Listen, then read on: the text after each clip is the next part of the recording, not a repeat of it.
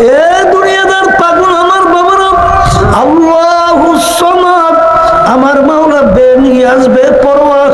তামাম দুনিয়ার সমস্ত মানুষ কিয়ামত পর্যন্ত যদি আমার মালিকের নাফরমানি করো, এতে আমার মালিকের কিছু আসে যায় না। আর এই স্বাধীনতার ভিতরে দুনিয়ার মধ্যে আমার মালিক তোমাকে আমাকে কিছু বলবেও না। আজকে টাকার গরমে, ক্ষমতার গরমে, আজকে সম্মানের গরমে, বংশের গরমে, শিক্ষার গরমে যারা আজকে ধরাকে সরা জ্ঞান মনে করো না, আমার মালিক কিন্তু আগেই কিন্তু ঘোষণা দিয়েছেন, কুল্লু নাফসিন যায়িকাতুল মাউত।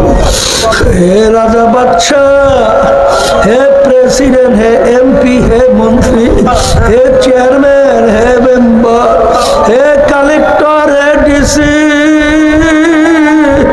হে জজ, হে অমুক টমুক সব, ভালো করে মনকে বোঝাও রে মন।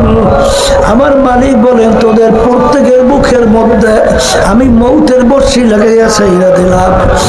আরে ছাইরা দিয়া আমি হিলহুম রুয়াইদা তোদেরকে ঢিল দিয়া দিলাম।